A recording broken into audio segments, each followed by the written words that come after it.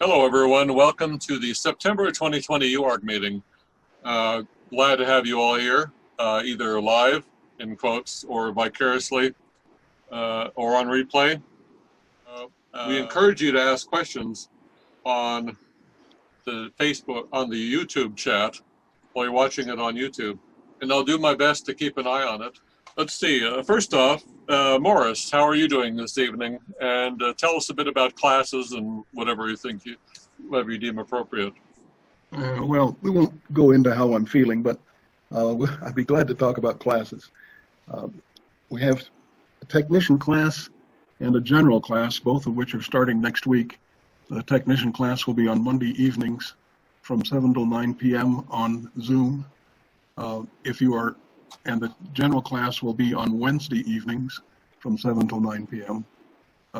And next Monday is the 14th, and next Wednesday is the 16th. So if you are interested in taking either of those classes, or you know somebody that is, please have them send me an email immediately.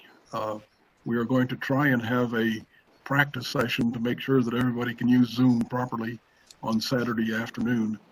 And rather than take up class time on Monday or Wednesday. So send me email at my call sign, AD7SR, that's Alpha Delta 7 Sierra Romeo, at ARRL.net. Did I get it right this time?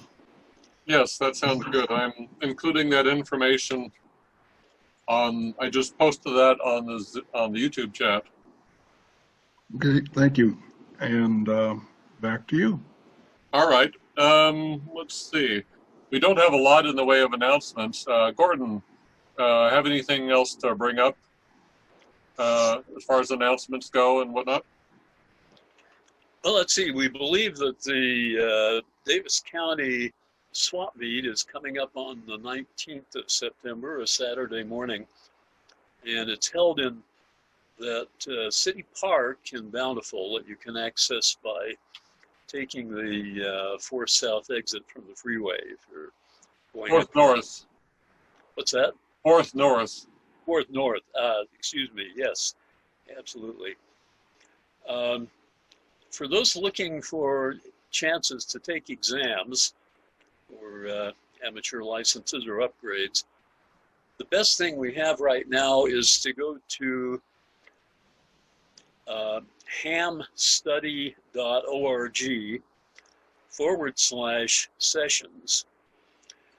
And there's a group in Taylorsville that's having a session on the last Monday of every month. So if you scroll through the listings there, you'll be able to sign up for that. Or in scrolling through all those, you will likely find a number of sessions that are being given online and originating in different parts of the country. The nice thing about that is that you don't need to be in the same city or state as the team that's giving the test. So any of those that say that they have open slots are fair game if you don't mind taking the test on your home computer. Okay, are that local exams mostly? Or is that all of them? Actually, it was originally mostly local events. It was put together by a group in Utah County, but now it's largely filled with online sessions from all over the country. Let's see, the next meeting will be Homebrew Night. And Homebrew Night is a bit problematic, as you can imagine, since we cannot hold stuff up to the chat window on YouTube. So we are considering several things. The best way to do it will be to get to us a video or a PDF or just some stills. And then for the presentation, we will have the people with something to present, invite them on the Zoom chat. And then we will insist that only one person plays the videos or chats while the person whose project it is will narrate. Of course, that eliminates the problems with people trying to figure out how to use Zoom for the first time, but we'll do the best we can with that. And also it allows us, if we have the video showing what's happening, to incorporate that into the offline or after the meeting edited version that we'll post a day or so later. So homebrew@utaharc.org. If you have a homebrew project, please let us know via that email address what it is you have in mind. It should be plausibly ham radio related, although we have a bit of latitude on things like that. And we're asking for pictures and a short video clip, perhaps. Minimal movement as possible, if it's more of a slideshow, but, try to keep the camera from moving around a lot because, as you can imagine, the zoom and the compression is terrible for these live meetings, and we haven't worked out a way around that just yet. So we'll post more details in the next couple of days on the Utah Amateur Radio Club radio site on exactly how to submit your projects. So we hope to see at least 1 or 2 submissions that you've been doing stuff. And you have been doing stuff, haven't you? Because you've been locked inside this whole time. Anyway, we hope to see you then. Morris and Gordon, anything else you might want to bring up before we roll over to our guest speaker tonight? The only thing that I'd like to mention, and I forgot to mention it when I talked about classes, is that I have a very limited number of books available. So if you plan on taking the class, get with me immediately. Otherwise, I will be out of books within the next day or so. That's all I have. Okay, and if you're out of books, what do you recommend that they do to get more books? If they send me an email, I can send them 2 different URLs, one for the ARRL website and one for the Amazon website where they can order the books. The Amazon website will get them the book the quickest, probably. But in reality, they won't have to have the book until next Thursday or Friday, so they can do the reading necessary to make the class in the next week. Okay. In other words, if they don't have the book, do not let that stop them if they want to take a class. That's correct. Okay. I would like to say hello to Bruce Boys. He says, "Good evening. I'm a new ham, KJ7 Ocean X-Ray Bravo, one of Morris's fledglings. So thank you for showing up." Let's see, we're seeing a few text or comments here about power still out in a few places. I guess they're watching on their phone or something. And please excuse the ginormous cat right here. I'm projecting my green screen onto a sheet, and there's a chair behind there, and you can see the outline of a cat there. But I didn't move the chair, but oh well, adds a bit of whimsy.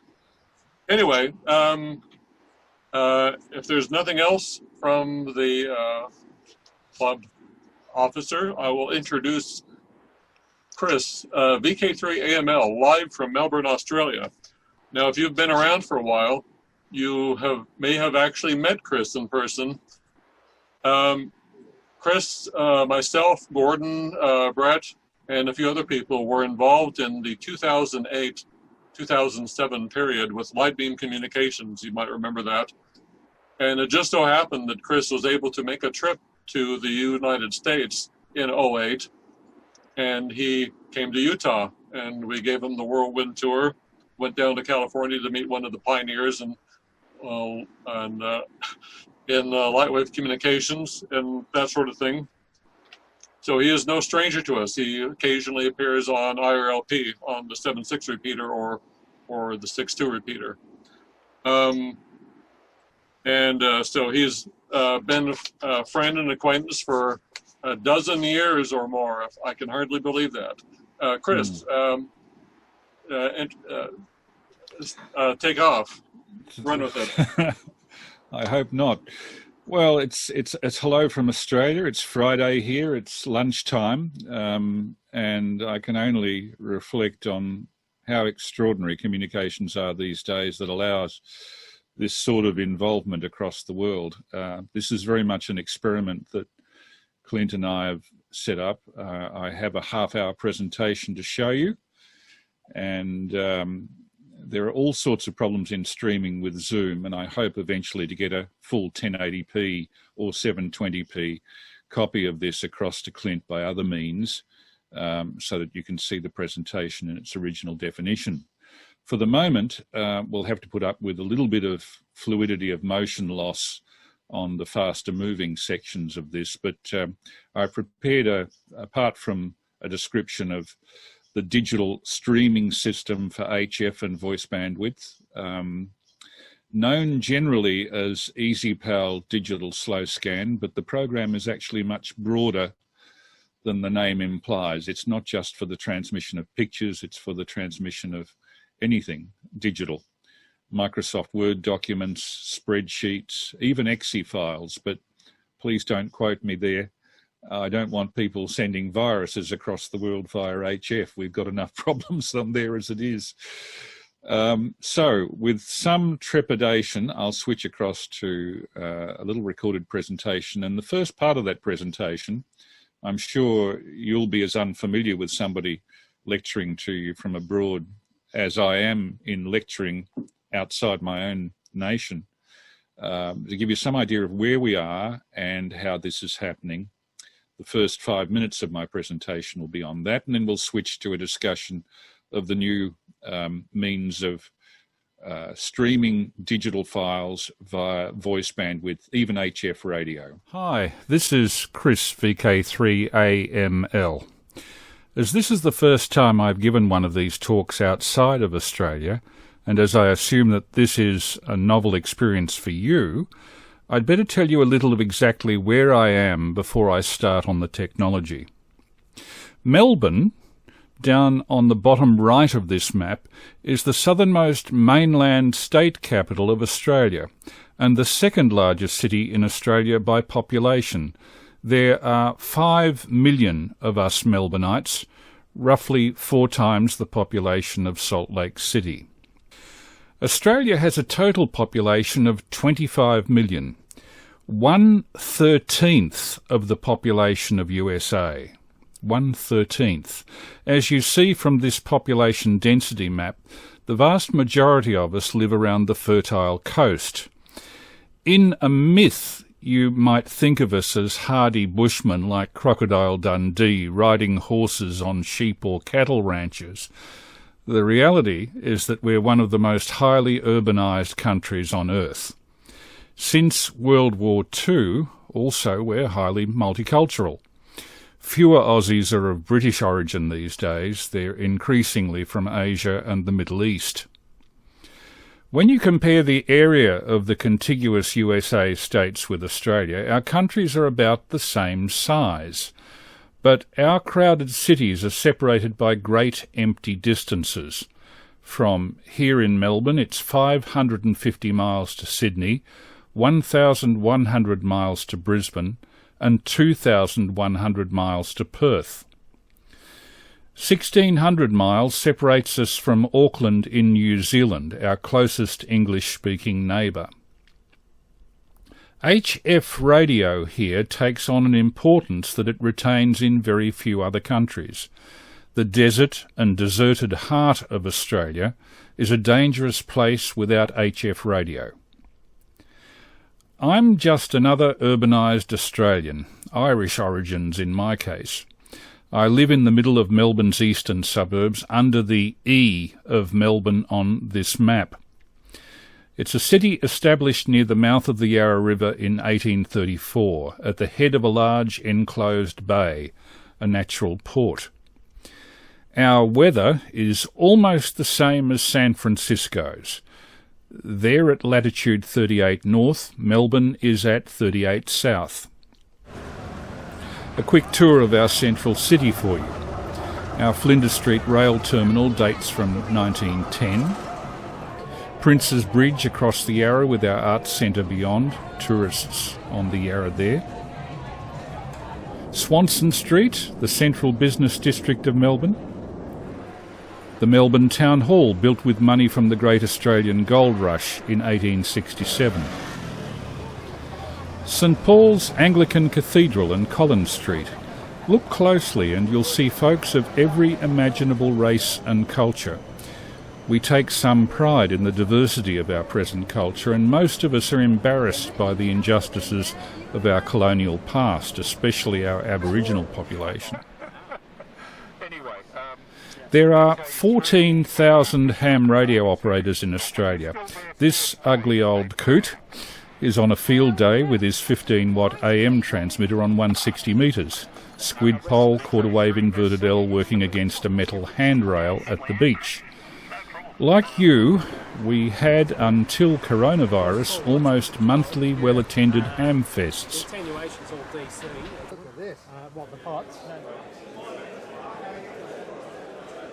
We pick up our junk parts, bring it to a public hall, and sell it to other loonies.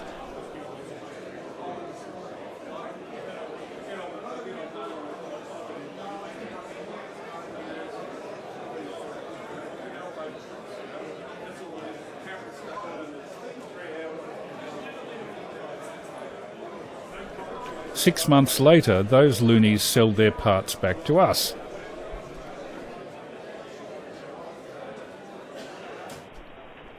In 2008, I came to Salt Lake City for the first time by train on the invitation of Clint KA7OEI and Gordon K7HFV up over the Sierras from San Francisco in winter. I'd only seen snow once before in my life. I saw rather a lot that time. It's a very cold night, lots of snow. I lectured to your club about modulated light communication systems, a glimpse of part of your group 12 years ago. Today's talk is partly by way of thanks for the marvellous reception those people gave me. Using the best op-amps that we've ever come up with, quietest op-amps, those do far worse than the streets of op-amps, even the super quiet op-amps, they're not, you just can't tell them.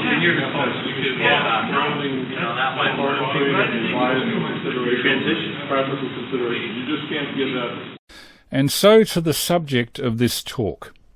Here's what you see on the screen of a computer when you run the EasyPal digital slow scan TV system. Actually, you can transfer any small digital file with this over a voice channel. You can send pictures, text, spreadsheets, Microsoft Word document, whatever. EasyPal is open source freeware, doesn't cost anything, uses the Digital Radio Mondiale multiple audio subcarrier technique, similar to the digital streaming system used for HF audio broadcasting, to transfer digital files through any audio bandwidth transmitter.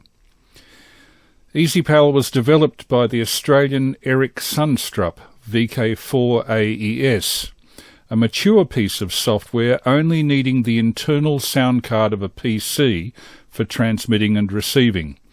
No extra hardware except an audio interface between the computer and your transceiver is necessary. For Linux users, the QSSTV freeware will also work on this EasyPal digital system. The multiple interleaved subcarrier technique, going by the daunting name of orthogonal frequency division multiplex, splits the data stream into a number of low-speed streams transmitted simultaneously. I won't go deeply into this, it's a bit complicated, except to say that if selective fade or a static crash destroys part of the stream, the lost information can usually be recovered from a parallel stream, where it's repeated. Reed-Solomon error correction coding, similar to the coding system used on CDs to reduce reading errors of audio discs, is also used in this EasyPal system. Depending on HF propagation conditions, you can tweak the EasyPal program to provide the shortest possible transmit times, using Mode A with up to 57 subcarriers for near-perfect propagation conditions, or VHF, through to Mode E with around 30 subcarriers for severe multipath or high noise with more error correction and longer transmit times. The total width of the multi-subcarrier stream can be between 2.3 and 2.5 kHz wide. The comparison of results between analog slow-scan TV and the pictures transmitted by EasyPal are absolutely striking. Analog SSTV in the standard Martin 1 or Scotty 1 mode, transmitted in 110 seconds, is only capable of degraded 320p definition pictures, little more than a thumbnail by modern internet standards. EasyPal, on the other hand, produced the result on the right in just 90 seconds, completely noise-free and with at least 8 times the definition. The remainder of this lecture, which I recently presented to my local radio club, has a video of the late Eric Sundstrup describing how EasyPal was developed, and then I conclude with a practical demonstration of its applications on the air.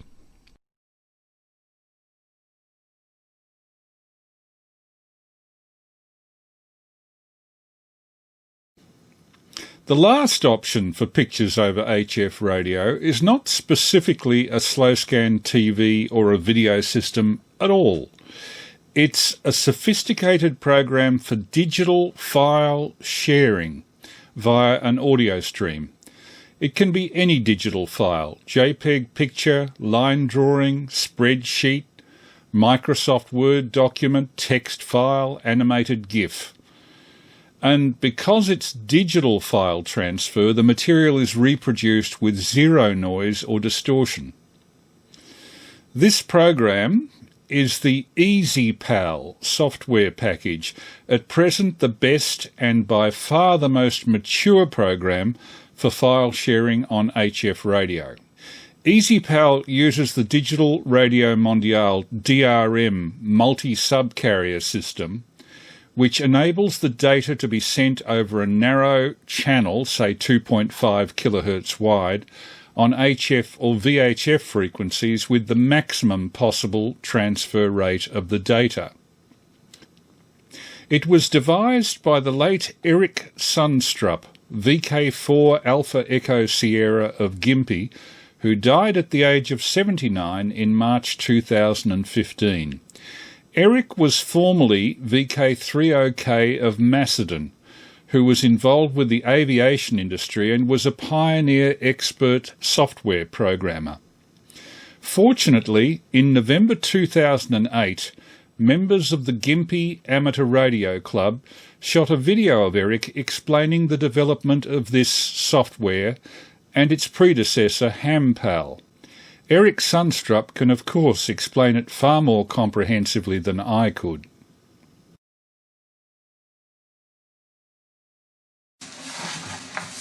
Yeah, just a bit of my background to start with. Computing has been my hobby since 1973, and I started off programming at that stage, and I now have programming in Delphi. I've tried all the various languages, starting off Visual Basic, C, C++, and ended up with Delphi, which is a very, very good language. You can program at low level, etc., etc. 1973, I think I was the second person who had the AmTool board operating. Acquired VK3AML, got the first one. That was with Peter Martinez. I later collaborated closely with Peter when we made up another program, which was a digital program that made a great whir in the world for 4 days until a better one came out and they forgot about it. Set up the first RTTY repeater in VK3, and I made many, many programs, SSTV PAL, SSTV Multimode, PSK PAL, and I closely collaborated with Mako Mori of MMSSTV. Anyone work that slow scan television? Or know that program? Yeah. It's analog. Anyhow, Mako, he was a Japanese chappie, and at that stage you were buying all these programs for about $120 each. This is where we both became very unpopular because we released it as freeware, and that really upset a lot of people. Now the first thing I came across the digital type of program that I've written now was originally written in Linux, and I was able to convert it over to Windows. But anyhow, just a brief background, the actual core of the program EasyPal is a DRM core that was written in Europe by a lot of very clever people at the university, and then released commercially, and it was used for transmitting of data over bad telephone lines and things like that. Later on there was a very clever fellow called Cisco, HB9TLK, and he was able to turn the code into a DLL, which then made mere people like me able to use the various routines in it to make up programs like this. So I had a wonderful time making all these programs up, and about 3 years ago we were struck by lightning in the shack, which destroyed all my computer gear, destroyed all my wife's telephones, everything went. I lost all my software, and you might say I went into a bit of depression. So I didn't go near computing or programming again for a whole year. Lost everything, all those years and years of work. So I started up again with this particular program, EasyPal, and it was probably a good idea because of all the mistakes that I made in the previous programs that I couldn't change. I've now been able to rectify that. Now it's a digital program, but a little bit different to the normal digital programs. Most digital programs run on what they call ARQ, where you have handshaking between two people, but it's only limited to two people in contact, like PACTOR or AMTOR, so it's not a fun group type of activity, whereas this is, because you don't have to, anyone can receive it. You can be in a group of 10 or 15 people and they can all receive the pictures and all talk to each other. And digital, of course, has got the great advantage that you've got error correction, which means that it's possible to get a perfect transmission, and that's what we can get. We can get, depending upon how much time you've got, you can have photographic material just amazing. You can look at the young girl there, you can send that in about 60 seconds. You can't possibly do that on other means.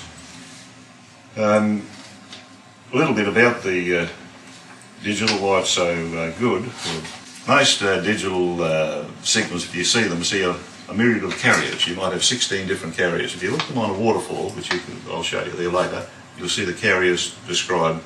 They're, say, carriers spaced about 100 kc apart, and they're all modulated, and there might be up to 16. And that will mean that if they interleave them, that if there's a static crash or someone talks in the middle of it, it won't destroy the information. So you can still get perfect error corrections or whatever. Now the big difference about this DRM mode compared with all the others is that where these carriers are limited to what bandwidth they have, and how high a baud rate they can sustain. So if the carriers get too wide and overlap, they all mix with each other and you've had the gone. Now this DRM is the first one that now has carriers very, very wide that all overlap, and you can get huge baud rates out of them, and they work. They don't have any problem. The way they do that, they use a time lapse.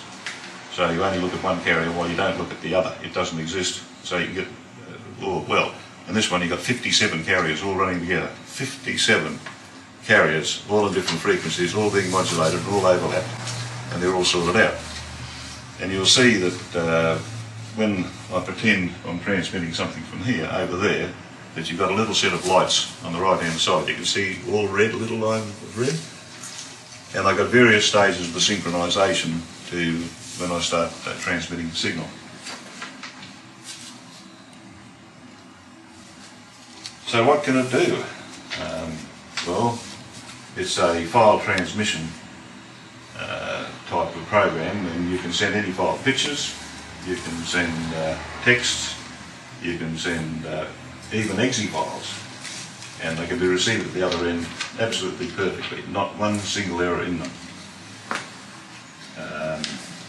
It's been used, there's so much in this program, it's difficult to explain all the sequences, but there's an email facility in it where you can send emails from, say you're in a caravan park and you have no access to the internet, you can use this program to contact someone who has, where you've set up the program to access your internet, and he can receive you and through you send out an email to someone, any on the other side of the world. They can then reply and it goes back to the guy in the caravan park.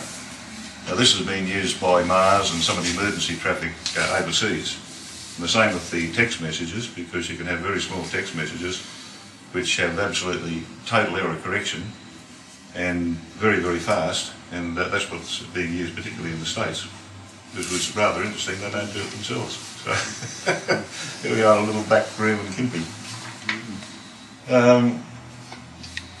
I guess I could go on and on with all the various things in it. I think the best thing to do now, there's not that much time, is that I'll start sending pictures and you can sit around close to that and I'll try and explain what's going on while the picture is in progress of being received. Unfortunately, Eric Sunstrup's video cuts out at that point, so I'll have to show you the rudiments of EasyPal here on my computer. But if you want the full details, perhaps turn up on our 2-metre net of a Thursday night. You'd be very welcome. Every Thursday, 9 p.m. on 146.7, the VK3AML repeater, we have our EasyPal net. There's usually about half a dozen guys there to transmit pictures and show you the workings of this program. But I'll just give you a couple of demonstrations here to show you how this works. The audio link between your computer sound card and your transceiver is important.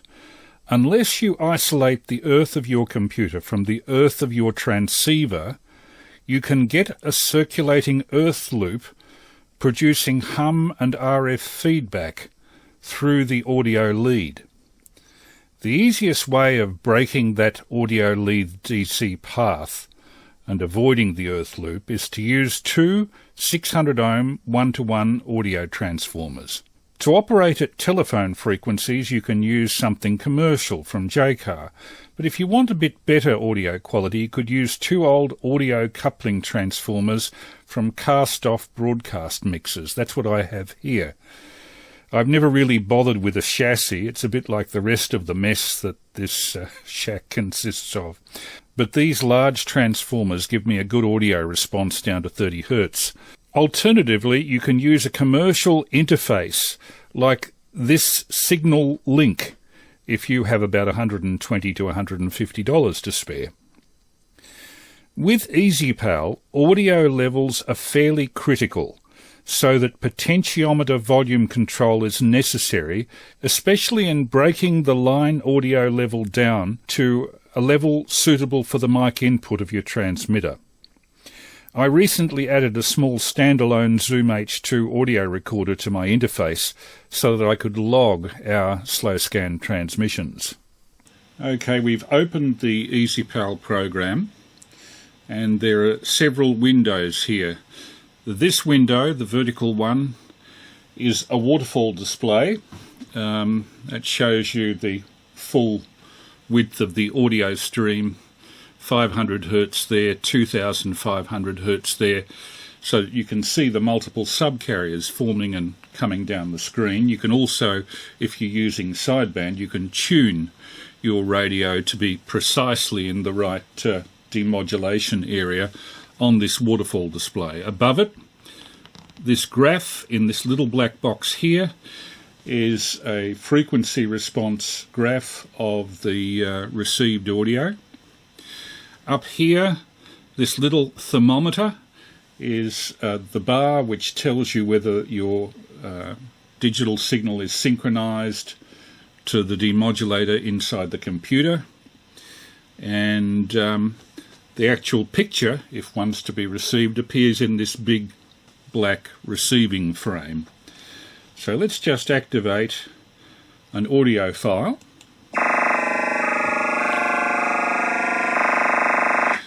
And you'll see my call sign there has been generated in the frequency domain. I'll turn that down a bit.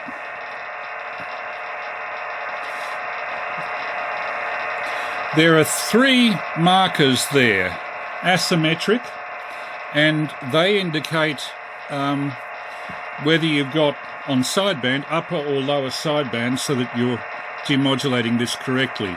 You'll notice that this has now turned green. I'm demodulating with synchronization, and this is indicating that the level is about right, and this indicates a signal to noise ratio of the signal of about 26 dB. Down here, this little horizontal thermometer is indicating how much of the picture has been received. It's getting towards the end. We should be seeing a result shortly. There you are. And in the space of something like 50 seconds, we've managed to resolve a picture there that is completely noise-free. Doesn't matter how much noise is on the path as long as you demodulate the numerical components being transmitted. And much, much higher definition than anything that you can achieve on analog slow scan.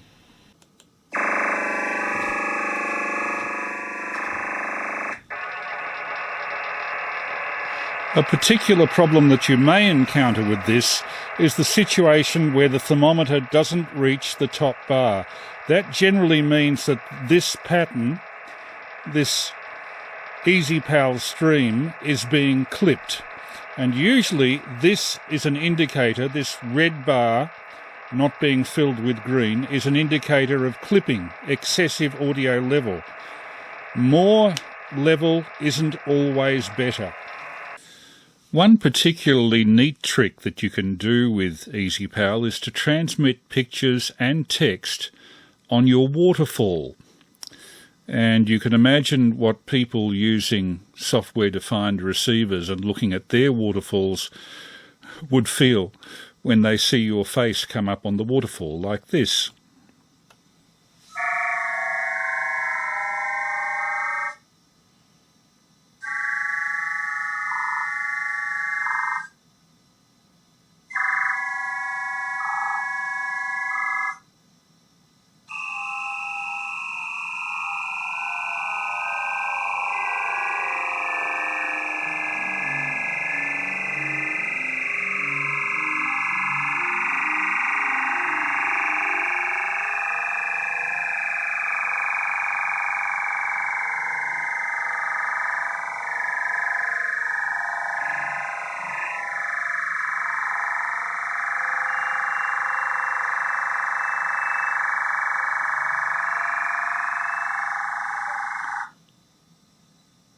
With this EasyPal program, we can also transmit many pages of text far faster than CW or PSK31. In fact, I could probably transmit an entire book on EasyPal within about 5 minutes. I'll show you how long it takes us to receive a couple of pages of text.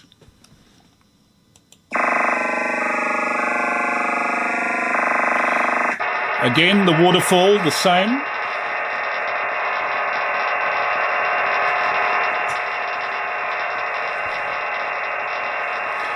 Synchronization is indicated here. My level is about right. And this horizontal thermometer right above the start button is showing that the files are being received correctly. No gaps. And the text should be resolving about now. There we go.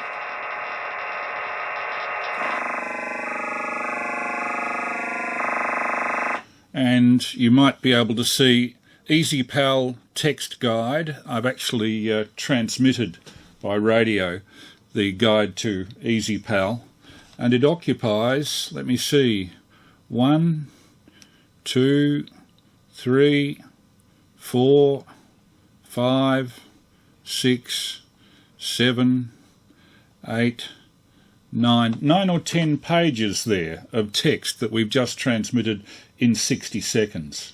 Amazing, isn't it? One particular aspect of EasyPal that doesn't get too much usage is its use to transmit very short animated GIFs or movie sequences. And in fact, I managed to heavily compress an animated GIF of myself People who watch this will be excused for thinking that I'm excessively using myself as a model, but in this time of COVID, what else can I do? I'm the only person available here. But I'll transmit an animated GIF via EasyPal, and this is something that standard analog slow scan just cannot do.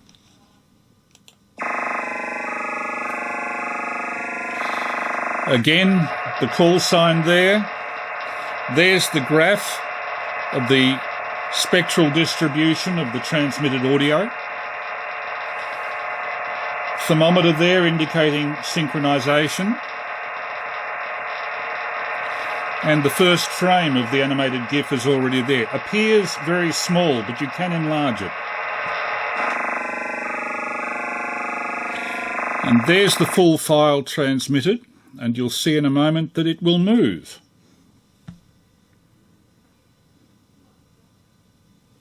There you go.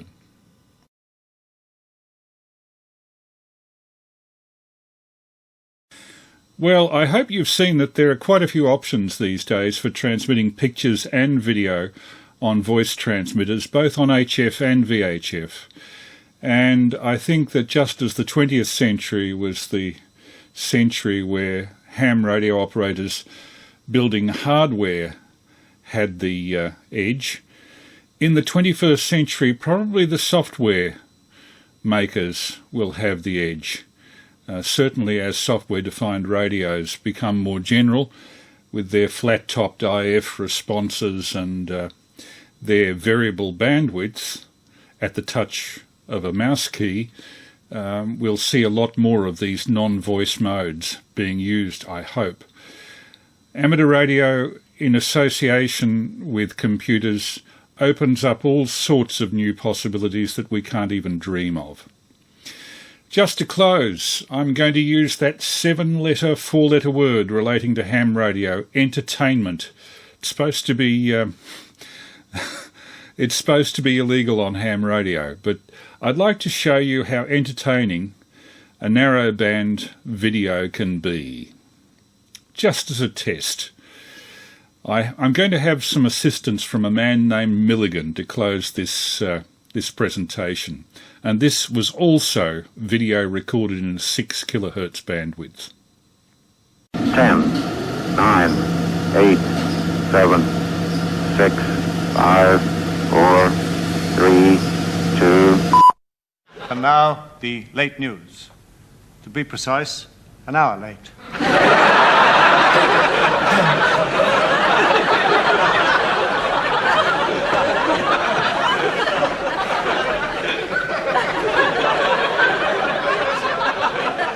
The Department of Energy say that by the year 2000, England could run out of Arabs. The Arts Council are to subsidise the National Youth Orchestra to the tune of Beethoven's Fifth. Good news for Bing Crosby fans. Tom Jones has broken his neck. And pop star Dee Denny, who married Mary Lee last week, are to be separated. Someone is going to chuck a bucket of cold water at them. And that's all from us for tonight. Good night.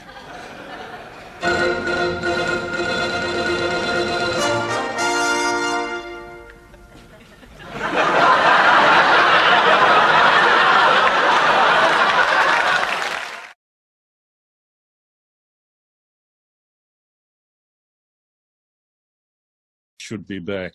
All right. I guess some people will be wondering too. One of the things that might bring up too is how is motion transmitted? Has been low bandwidth motion been transmitted on HF Live and all that? I know you had a longer presentation we could link to at some point. Yeah, well, that last little scrap with Spike Milligan was recorded in a bandwidth of 6 kilohertz. And while I realise that's pushing it a bit for HF, we are allowed in Australia to transmit 8 kilohertz of bandwidth regardless of mode. Now, that's difficult to do on single sideband normally, And it's even more difficult to do with vestigial sideband, because with a video signal, you need the carrier to be there to give you the phase relationships of the different video components to reproduce the picture correctly. Now, very difficult to do with hardware. You'd have to get a broad bandwidth IF and shift the carrier to one side after generating the signal as AM and transmit the sideband plus 0.7071 of the carrier on one side of the square top bandpass and receive it similarly. But with software-defined transceivers, suddenly this whole question becomes extremely simple. It's just a matter of hacking the software, and you can transmit 6 kilohertz worth of sideband, even with a partially suppressed carrier, quite efficiently. So as software-defined transceivers become available, that particular type of reduced definition and certainly reduced scan rate video will be much easier to achieve. That picture of Milligan that you were seeing there was transmitted with 6 frames per second picture at, let me see, 48 pixels high and only 32 pixels wide.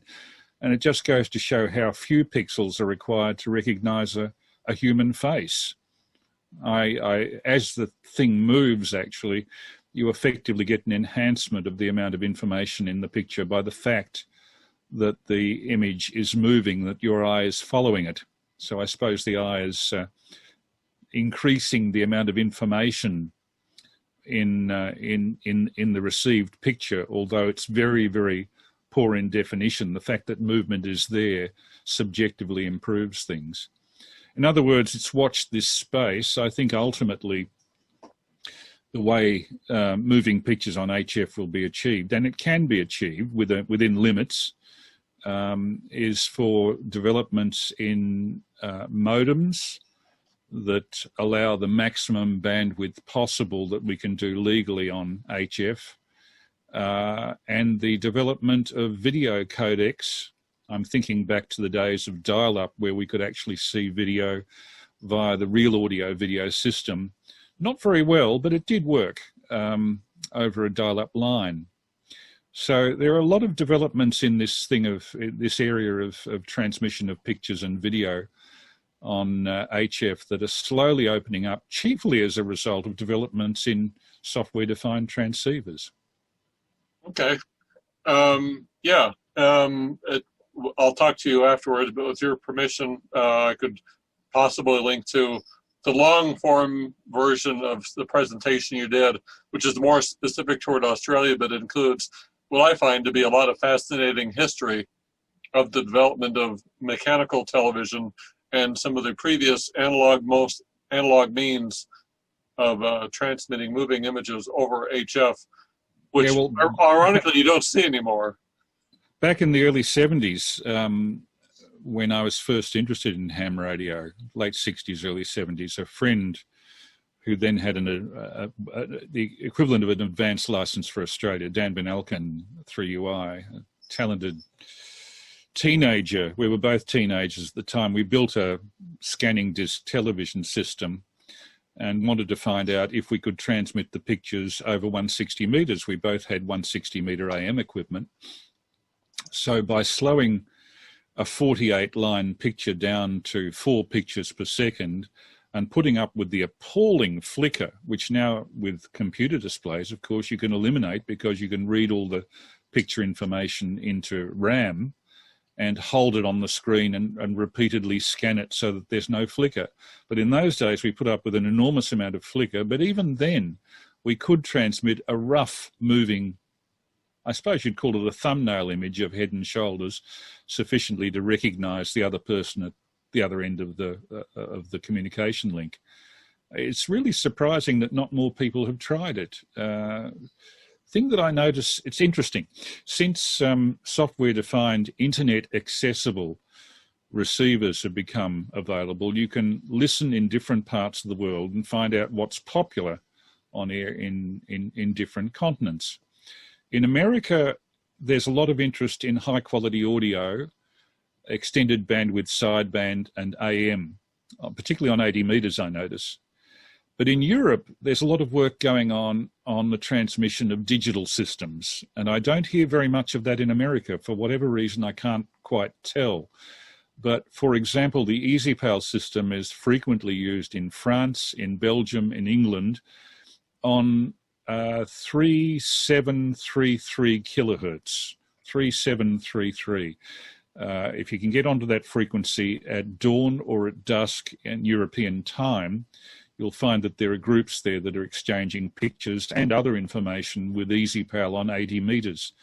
And 80 meters really is a difficult band to do that on because it's really the band that has the worst combination of noise and multipath. You could do much better with these digital multi-carrier systems, multi-subcarrier, on frequencies that are either near the maximum usable frequency with not too much multipath, like 20 meters or 15 meters, or at the other extreme, one interesting application that we found here testing was that 160 meters AM or sideband using the EasyPal OFDM system works extremely well with ground wave propagation because ground wave has so little multipath.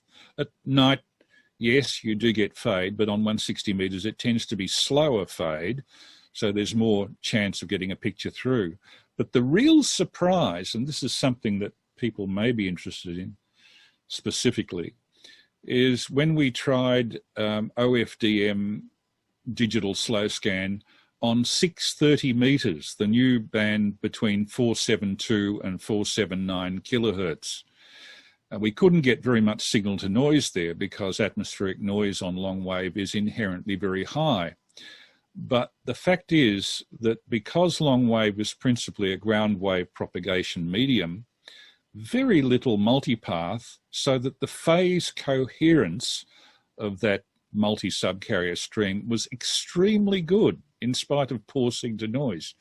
So on 630 meters on the long wave allocations, you may actually find unexpected applications for digital file transfer. I hope that answers it.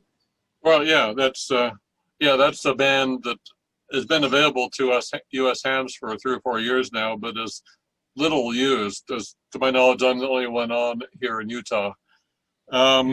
I might also mention too, for those that are here and make notes on, I'll include a note in the comments on the YouTube video. There's an interview between you and Peter Barrett in Amateur Logic TV episode 24, showing the mechanical television system that you had constructed for the Australian Museum of Motion. It's the ACMI. I can't. Don't be modest, Clint. There was a lot of your design went into that, particularly the modulated LED for the mechanical television receivers. So there's been a lot of information passing across the Pacific from Utah to here, I can assure you folks. Right, yeah. But that's one of the few examples that you can find of good quality, good looking, live, recent mechanical television and more or less how good it can look. Of course, the flickering with modern cameras makes it difficult to photograph, but still. There actually are some incarnations, there have been some recent incarnations of mechanical scanning for receivers for specific purposes. If you look up a Taiwan-based firm called Dynascan, D-Y-N-A-S-C-A-N, you'll find that they've designed a modulated LED display system. They have the LEDs mounted in strips on a vertically mounted black drum. The drum rotates in the horizontal plane, and there are triads of red, blue, green, so they can reproduce color. They spin the drum at high speed inside a perspex cylinder so that you can look at it from all angles, it being round, and it displays 3 high-definition color television pictures at 120 degree, 3 sets of images at 120 degrees. And the great thing about that is, in an airport where you have people going in all directions, you can put one of these displays in the middle of the airport and people from all sides can read the display. It can be a news broadcast. Usually they have weather, advertisements, and of course flight information. But that's an entirely mechanical television receiver. It works purely on the persistence of vision of the eye and the rotation of the drum with modulated LEDs on it. The only catch with it, and I looked up their specs, is that those things draw 25 kVA to make them work. They're extremely bright, but you can imagine with all of the synchronized motors to make the drums work, it drags power like you wouldn't believe. You have to have three-phase power to drive it. Mm. So I've got a feeling they're not going to last very long. They'll probably be replaced by these new stationary LED panel systems that they have for wall displays, slightly bent into circles and then suitably scanned electronically. Right, okay. Yeah, I guess to some extent what is old is new again. And yeah. And it just goes to show the amazing way that the human brain can integrate moving things into something that's coherent, and from little pieces. But anyway, let's see. Anything else you'd like to mention? We're about an hour on the meeting right now. Well, just that increasingly in Australia, there are similarities between Australia and Utah in that we're really a desert area, and with very large distances between centres of population. So from that point of view, I've found travelling around the world, speaking to people in remote parts of New Zealand, for example, the more remote you are, the more the distances you have to cover with personal communication systems particularly, the more does HF and experimentation come to the fore. And it's interesting, the groups that I've found experimenting with, well, light beam communication like yourself, Utah is not exactly the most connected. It's a remote part, let's face it, of Salt Lake City is remote from most other centres of population in America. And there I find that experimenters like yourself, like Ron Jones, who's now in Arizona admittedly, like Gordon, tend to come to the fore in these places. In New Zealand, which I visited last year, the most active experimental groups that I came across were in Dunedin, which is a university town in the extreme south of New Zealand, and Invercargill, which really is the furthest south city anywhere in Australasia. I think to go any further south with towns with significant population, Tierra del Fuego is about the only place around the world. So there are interesting connections between those of us doing experiments here and your good selves in Salt Lake City. Well, thank you. I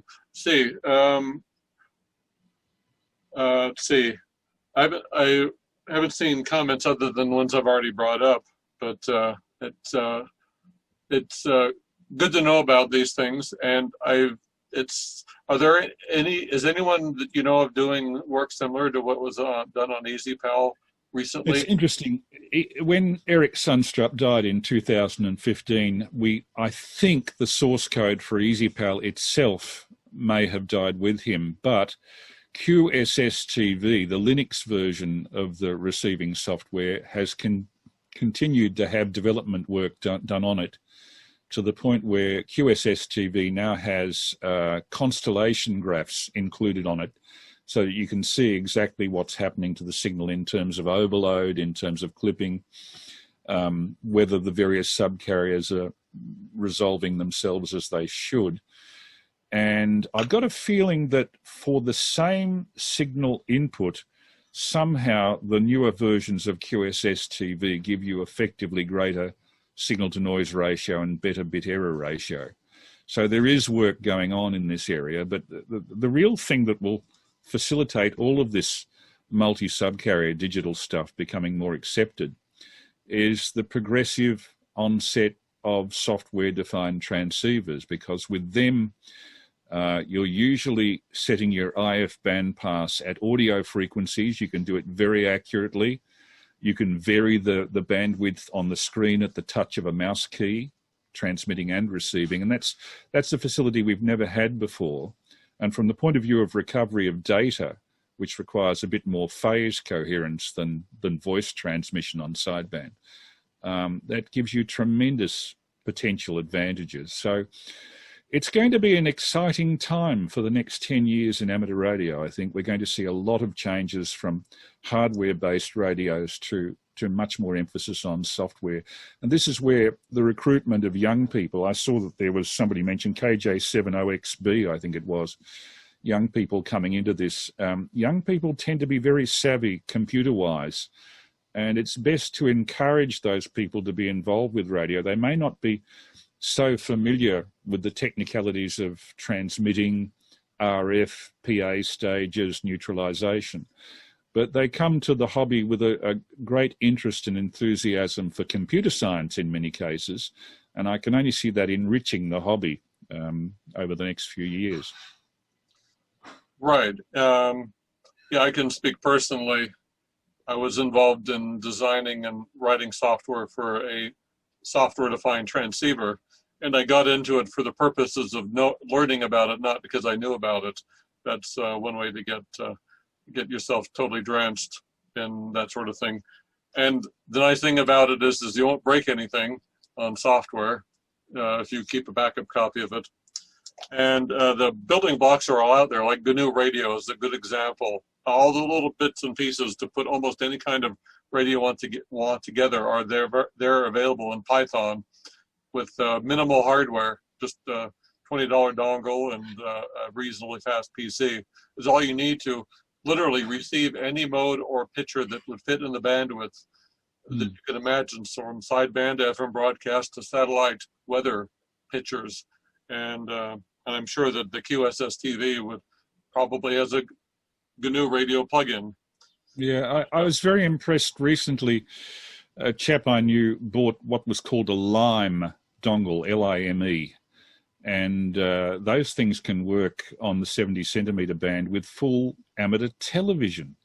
So if you stick the thing in the middle of a, what do you call it, a parabolic dish, it only produces 100 milliwatts or so, but on 70 centimeters, you can actually transmit a TV on a dongle with just the camera plugged into it. It is phenomenal. A camera and a computer, of course.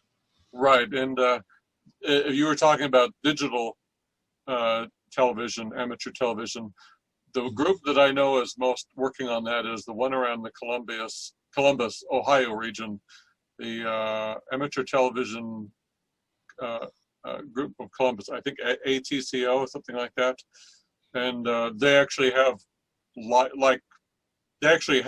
I don't know by what platform, but you can join on the internet as well as on the air, and they've linked several repeaters around the country together on those. So it's just not limited to over HF, of course. It's digital television, terrestrial television over your local area at both standard and high definition. And you're right, the British and the Australians seem to be doing more of that, despite their lower population than here in the US, for weird reasons.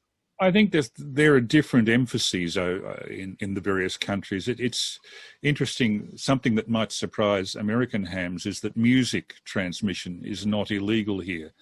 And funnily enough, when you stop something from being illegal, fewer people are interested in doing it. You know, in the old days when under our old Wireless Telegraphy Act, which was the act until about 1995, I think, playing of music on ham radio was considered to be very infra dig. Anybody who did it was being extremely naughty. Well, about the year 2000, our local ATV people wanted to run documentaries on their local ATV repeater, how to build a radio, etc., etc. And most of these documentaries had music in the background. So they sought permission from the local P&T authorities and got permission to play music.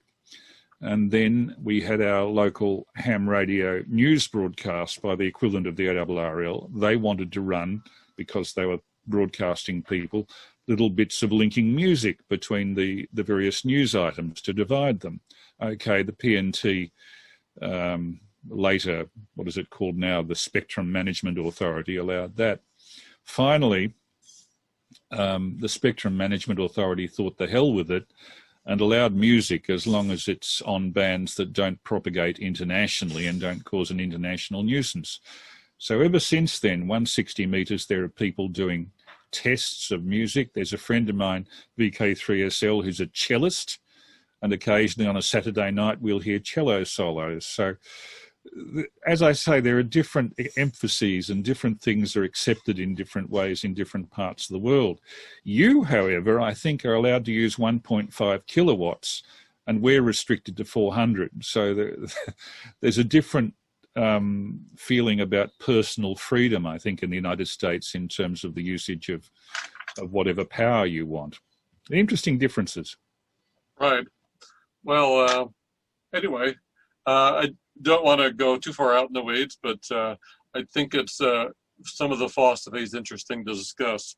And this probably should start winding down the meeting. Can I just thank Sure. Gordon, yourself, and various members of the Utah Amateur Radio Group for the reception and the travelling around that we did back in 2008. You treated me like you rolled out the red carpet, and it was really nice to see. And it's wonderful to be able now to take advantage of this new technology to be able to contribute something, I hope, on your side of the world. Well, thanks.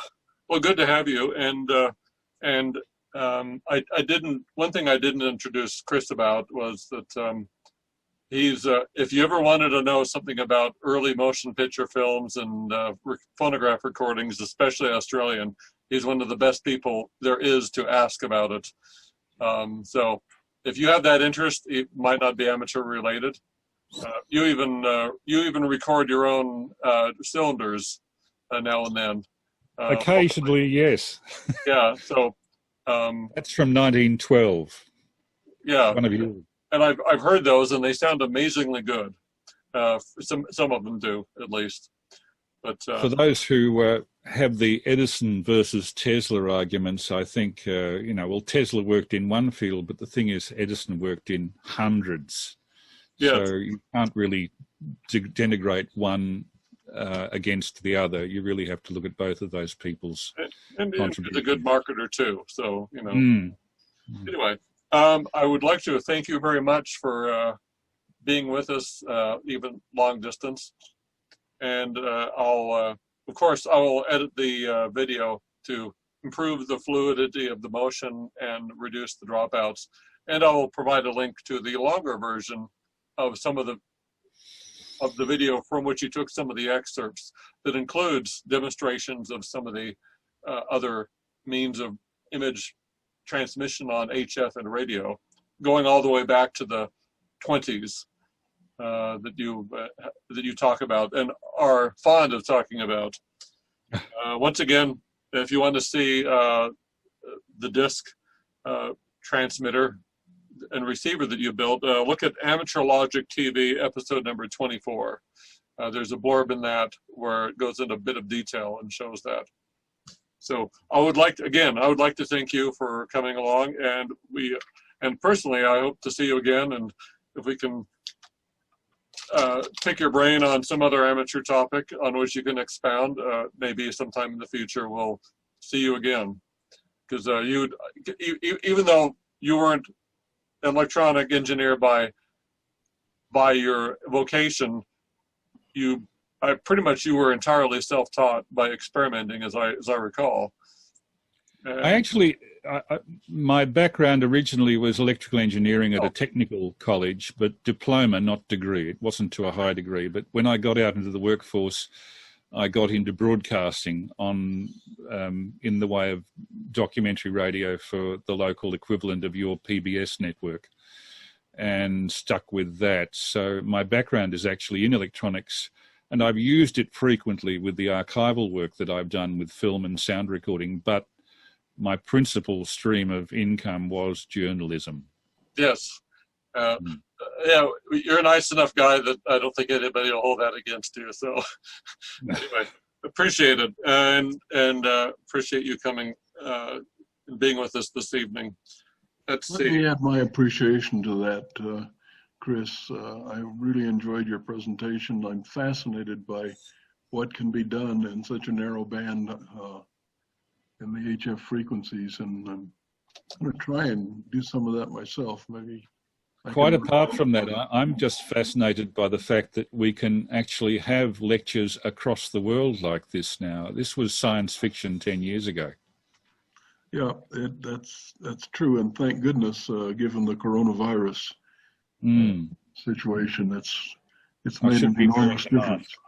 You know, I mean, if we do the right thing, even though our physical world has shrunk, there's no reason why our social world wouldn't expand bigger than it ever has been if we do it right, and really appreciate being able to invoke long distance DX meetings like this. So I will remind our viewers and rewatchers that next month will be Homebrew Night, and that is if you have a project you've built that you can reasonably tie into amateur radio, but we'd like to see it. You can send it tomorrow, not right now, and we'll update the webpage and send out a few emails and update the Facebook group. But we'll have an email working soon, homebrew@utaharc.org. That's, the utaharc.org is UARC's domain. Send us a description of what it is you're going to do, and pictures and a video. And what we plan to do is we will, if you have a project, we will invite you onto the Zoom conference where you can talk about it. But we will, instead of having you learn Zoom, somebody else will play back the video clips the best we can, because Zoom is limited that way, or show the pictures, so you don't have to mess with that. You can just narrate what we're seeing as what happens when you're doing it live in a meeting. And we hope to see you and your projects next month.